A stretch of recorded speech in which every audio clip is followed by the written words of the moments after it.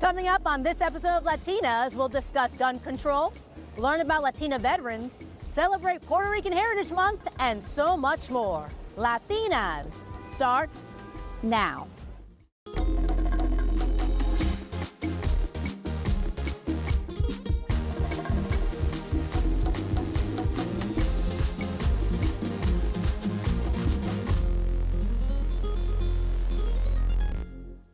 Welcome to Latinas, the show that's all about nosotras, created by nosotras. And I'm Tinabeth Pina.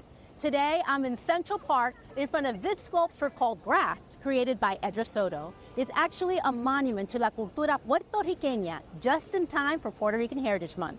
We sat down with Edra to learn more. Doris Friedman Plaza is such an incredible place of cacophony and the amazing variety of people from all over the world that collides in this space. The human connection is what I'm the most sensitive to when I think about the experience. The sculpture will look like a house facade from Puerto Rico, like a lower middle class home. And the common house design is quite simple. It's a concrete box. I just embraced the simplicity of the shape and kept thinking about it as a type of gate. So what this project does is have a more deliberate space that, because of its composition and how things are laid out in the plaza, people will have an indication that they are welcome to inhabit it. And the activation will happen when they come in. And somewhat because of that, I thought I would love to have some tables and instigate domino playing in the plaza. Dominoes in my life and in the life of many Puerto Ricans is the preferred form of leisure, of spending time doing nothing. It's a very old tradition that I have carried on. And so that is a nice intentional connection to the Puerto Rican tradition and life at home.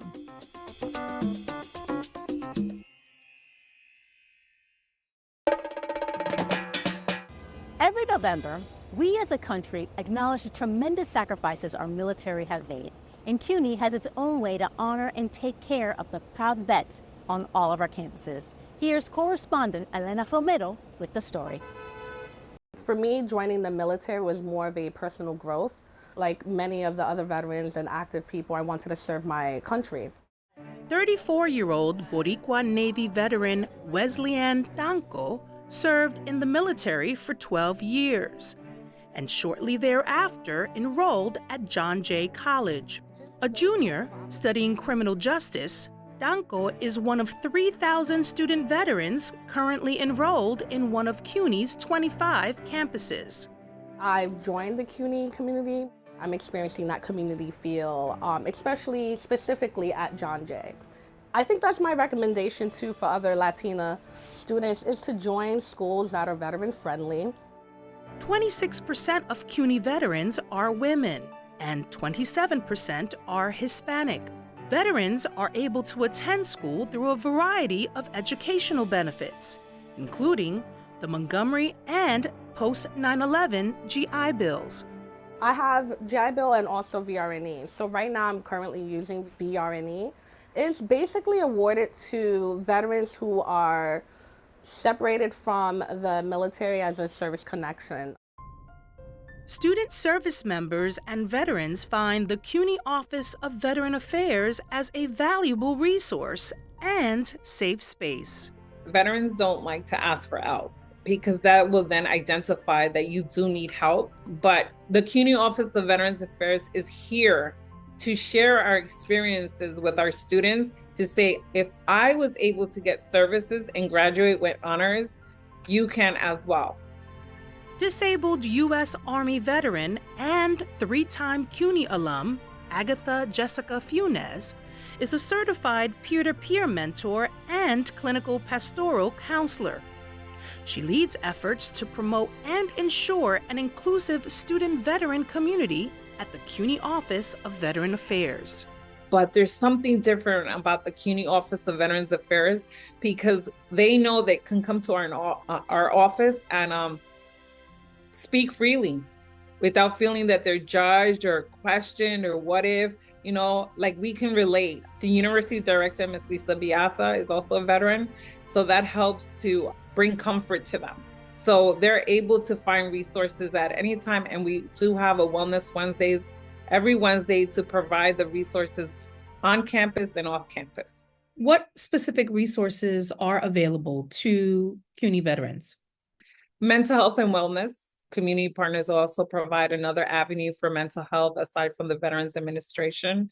Then also resources on how to apply for disabilities and what other resources are available for veterans who have housing needs or food needs or ability to pay for their rent. This month, Funes will be the first Latina veteran to be presented with the Quilt of Honor, a patriotic quilt made by volunteers who wish to thank those who have served. Funes has a message to share with future Latina servicewomen and veterans. We can be mothers and daughters and wives and still have an amazing military career. If we made it through the different eras, the different challenges, you can make it as well. And you will exceed above us because there's more opportunities for Latina women. We're striving, we're surviving, and you can as well. For Latinas, I'm Elena Romero.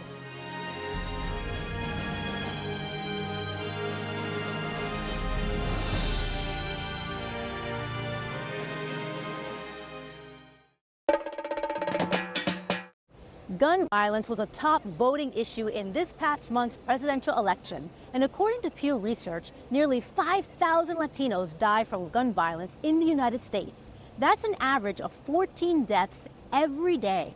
Fortunately, New York City has reported a decrease in gun violence, and 3 Latina gun activists are about to share their experiences with gun violence in the city in today's Caliente Caliente. If you look at statistics, data in the past 3 years, crime has increased in our New York City public schools. A lot. Children are bringing in not just regular weapons as mace and tasers, they're bringing in, so far has been 8 guns to the school. Wow. And so I advocate on a lot of those issues and just any other issues because I believe that it's the ecosystem. Yes. Everyone wants to know, like, what's the reason for, right? And there is no one reason for. There's all of the ways that the system has failed. Yes. Our different neighborhoods and our different areas. So it's the education, it's the housing, it's the access to jobs and food and community resources. So there isn't one reason, right, for gun violence, and there is also not one solution to gun violence. Yes. To this day, you can ask people, what is a ghost gun? A ghost gun is a gun that you make by piece. You can buy it online. They come piece by piece. You need a blueprint to assemble, and it's made out of plastic. That's why it's called ghost guns. There's no serial number. There's no item number. There's nothing. The bad part about it is that you're not even doing a background check. No ID is required. Like, all you care is about the money that is coming, not thinking what me selling this gun is going to do to a family, a community, a country. You understand? Like my daughter, So it's like he went and he bought it. He had an issue with some gang people, and he just started shooting. My daughter, unfortunately, was in the crossfire, and she was the only one that died. It was 2 other kids that got shot, and they survived. She was the only one that didn't make it. Unfortunately, we see more parents who are on the news talking about their children have been shot or just stuck in the crossfire. Do we actually see in the future a chance of change, or is it really community coming together? Because when we talk about community, I think that people blame elected officials so much. They're not the end all be one, right? It takes community-based organizations. It takes activists. It takes people with the lived experiences to really just come together and try to make that change. I'm here, fighting for her, fighting for justice for her, even though the person that did the crime was caught and sentenced. I still feel that there's no justice, and it would never be justice because at some point he can come out and, do his life. My daughter don't have that second chance, so I don't think that he should have that second chance too. So about 15 years ago, New York City decided to introduce the Cure Violence model. And so this is where we introduce credible messengers, which are folks from the communities, people that have lived in those communities who maybe in the past caused harm in the community, and now they're in a place in their lives where they wanna give back. And our whole goal is to use credible messengers, community members, to go out, one, to detect and interrupt violence, hopefully before it happens. Two is to engage with people who might, be on their way of being involved into violence. And the third thing we do is try to teach and change community norms. Because in some neighborhoods, you hear a gunshot go off and it's like, oh my God, what was that? And unfortunately, in our neighborhoods, you hear a gunshot go off and you're like, oh, Another one. just another day. But that's not normal. And we have to come together to tackle that. And so in precincts that have had Cure Violence sites, the rates of gun violence has dropped significantly, right? Because the solutions are coming from the community. It's not somebody from the outside coming in and saying, this is what you have to do. It's the folks within the community that says that this is what we need to do, together. Join us again next month when these Latinas continue the discussion about gun violence and how the media and music play a role. Stay tuned.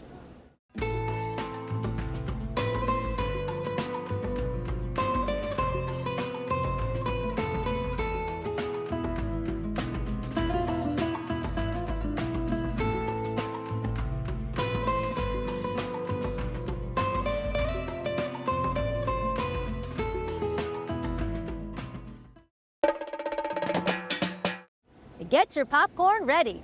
Correspondent Isabel Ortiz is about to take us inside Stewart Cinema and Cafe, where Emmeline Stewart, the first Afro-Latina to own an independent movie theater in New York City, is reshaping the cinematic experience. I didn't know anything about the entertainment world. I didn't know anything about producing. It was my first time, and so I funded this film, and then we submitted it to several film festivals, and it won. And I was like, wait a minute, so if I could figure out how to make money, I can help all these filmmakers. The theater not only screens the latest blockbusters, but also serves as a platform for independent filmmakers, creating a space where artists can monetize their work and see their films on the big screen.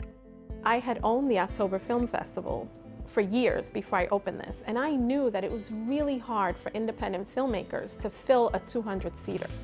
And do you know how sad it is as a filmmaker when you go to do your Q&A and you're standing in the front and you look out and there's nobody there, or there's only 5 people? So I thought we need to make it small, so no matter, even if there's 20 people, that filmmaker wins. Stewart Cinema is more than just a theater, it's also a hub for the community. Can you tell me a little bit about that? I am connected and committed to the community. And so anywhere I can help, in any way I could use this, like there's a church that meets here on Sunday morning. This is the place where there's a mommy and me in the morning, so mothers can still watch movies, because mothers were like, I don't get to go to the movies, and I'd have to pay a babysitter $20 an hour to go to a movie, and what if it's not good, right? So we have tried everything we can. We have a senior program, so our seniors can watch movies for $10 and they get a small popcorn. It keeps them young, it keeps them connected to the industry. When you think of movie theater snacks, it's usually popcorn, soda, and candy. But Emmeline brings a taste of home to the snack bar with dishes rooted in Latin culture. So I thought, wow, so when I build this theater, I'm going to incorporate empanadas, which I love, right? Like they're my favorite snack food. And so what if we make them healthy and we do spinach empanadas? We also have pollo, we have beef. And then tres leches, my favorite cake. And like for me, a cup of coffee and a slice of tres leches is like heaven. Food is like super important. I think that's what connects people too. As the first Afro-Latina independent theater owner in New York City, Emmeline's achievements bring with it the immense pressure to succeed, not just for herself, but for her entire community. The challenge of being the first, I think there's a lot of expectation. And because I take this so personal, because I am a filmmaker, like I want everything to always be perfect. Also, I feel like if I fail, if this doesn't succeed, even from day one, I was like, they're not gonna say like, oh, Emmeline Stewart failed at building this theater. It's gonna be like, Black Latinas can't run businesses. They don't know what they're doing. And so I felt a lot of pressure to succeed. What's next for Stewart Cinema and Cafe? Do you see this growing into other parts of New York City? We are going to build in Brownsville, which is still the poorest neighborhood in New York. They're building a ton of affordable housing in Brownsville, but nowhere for people to go. So where are the kids gonna go? Where are people gonna go? Though Emmeline may have heard plenty of no's, each one motivated her to make changes in the industry, not just for herself, but for others following in her footsteps. The person who said there was no audience for my content, thank God for him. Thank God. Because he really had me walking away going, okay, so how do we change this? For Latinas, I'm Isabel Ortiz.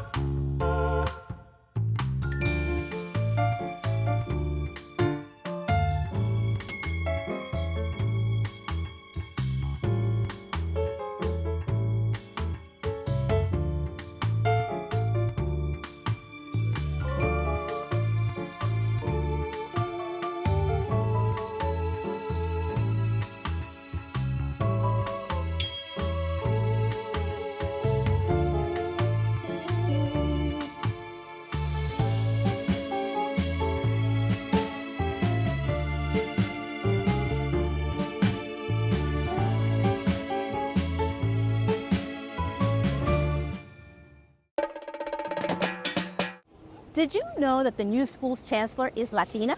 CUNY alum Melissa Aviles Ramos is now the highest ranking Latina and Spanish-speaking leader in New York City public schools. Here's what the Boricua Bronx native had to say. Hello, New York City Public Schools community. My name is Melissa Aviles Ramos, and I am thrilled to be your new school's chancellor. As a lifelong educator and as a New York City public school parent myself, I have a deep and abiding belief in the power of our schools to change lives. In this role, I am committed to listening, to engaging, and to working my absolute hardest to provide our kids with the experiences and opportunities they deserve, the same opportunities I want for my own daughter. I want to thank you, our school, district, and central staff, parent leaders, families, our parent coordinators, our school safety agents, custodians, community members, and more for your commitment to building bright starts and bold futures for our children. In the coming weeks, I am excited to share more on my priorities for how we can make our school communities even stronger. In the meantime, please know that I'm ready to roll up my sleeves and get to work on behalf of our 1 million plus students and staff. I can't wait to see all we can achieve together.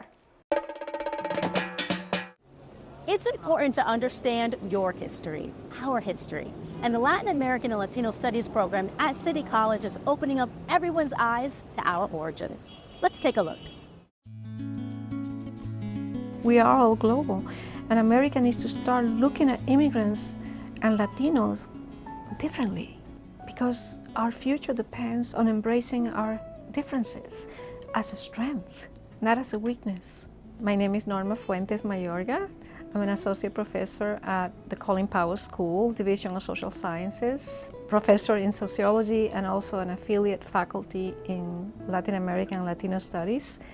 And I have been directing the program for the past 3 years, a Latin American and Latino Studies program, right? And courses focused on Latin America and Latino studies in the US. It's important given the tremendous shifts in the demographics of this country. We are the largest minority. Believe it or not, most of my students don't know their own history. They don't know why they're categorized as Hispanics and why it's cooler to call yourself Latinx. we are Hispanic because this is a category used in the 1980s by the Bureau, by the people who categorize us, just to try to homogenize us, right? To make us all under one umbrella, an identity category, an umbrella. But the Hispanic label means just that you originate and are descendant of Spanish language and culture. The second category that evolved in the 90s is mostly from academics, is the term Latino, just to point our heritage from a larger continent, right, of Latin America. And I also tell my students that they are the global citizen. What binds us is this history of migration and a history of living as colonized others, and mostly living as diasporic. I think if we treat all Hispanic as same, then we forget to see the different levels, as they say now, intersectional inequality levels that the different groups experience, right? We have Latinos, like Dominicans, who compose the largest Black Latino group in the United States. They experience, besides isolation and segregation, they experience racism, and they don't grow up with the same education that African Americans have grown up with, this history of mobilizing around your identity and realizing that your grandparents were enslaved. And yeah, Latin America discriminates and excludes its Black and its indigenous, but does it very implicitly, very quietly. So I think lumping all Latinos and thinking that they're all undocumented, or that they just all came from the boat, or that they all have an accent, therefore they don't have education, or that they're here to take jobs, is neglecting the United States. And I am reminded that I am part of a growing majority. When I've thought many times of quitting and leaving, because it's hard to work for a public university, my daughter, one of them, tells me, "Mommy, it is a city college where they need you most, and where you're going to find the most gratification." And it's true. When I open my classroom and I see all the faces, I feel safe.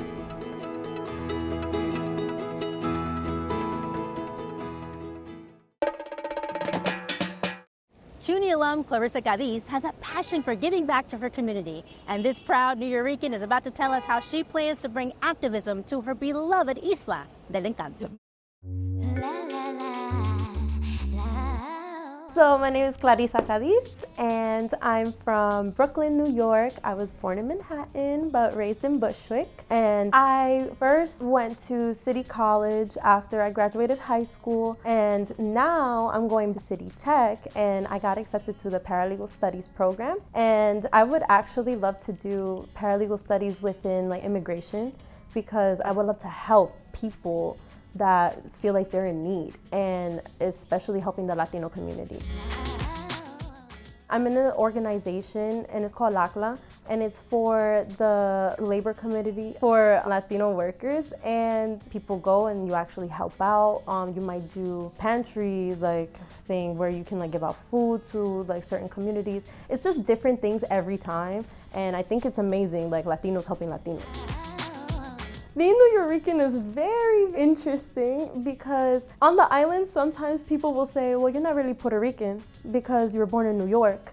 And I feel like I'm as Puerto Rican as somebody that could be born over there. But I do say that New Yoricans do not experience the same struggles that people in Puerto Rico who are living there do. But I do think that it doesn't take away that we are Puerto Rican at heart, de sangre, de corazón. And we can still embrace our culture and be just as Puerto Rican as, you know, Puerto Ricans that were born on the island. I think growing up, I never questioned my identity, like, oh, am I not Puerto Rican enough? I just remember all the time being with my grandma and my grandpa, and they used to take care of me when I was little, when my mom would be at work, and all the time it would always be Spanish music playing on the radio. They're very old school, so it's always a lot of salsa. It was just a lot of like Puerto Rican identity in the household. And my family's always saying like, Clarissa wasn't even born on the island, and she's the most Puerto Rican person I know. And it's because I just love the culture so much, and I grew up with it, and I just learned to embrace everything the island had to offer, and I just loved it. My mother, actually, she started off dancing in the Puerto Rican Day Parade, and she actually brought my older sister. And one day, I just had like a random idea where I was like, do you think they would let me do it? So she asked, and they let me, and I was the youngest person there. I was 8 years old, and it just grew me closer with the culture because I didn't know what bomba y plena were like before that. My first time going back to the parade, it was right after COVID. So I was wearing the Resistance flag, which is a black and white Puerto Rican flag. They chose me out of all the people. That was an honor, and to represent this flag, it was a really big responsibility for me. Because of like my love for the island, I just kind of wanted to learn like how is it that we became a commonwealth and there's no representation for us, and I feel like Puerto Rico has struggled for so many years, and I feel so deeply about this situation because I hope for a better Puerto Rico where, you know, we can just get out of like the shackles that we've been in for all these years ever since the Spanish-American War. Honestly, my dream is to just get my career and then maybe move myself and my life over there on the island. And there are people out there like activists. And I really feel like that is something that I am destined to do, to just live over there and like try to help.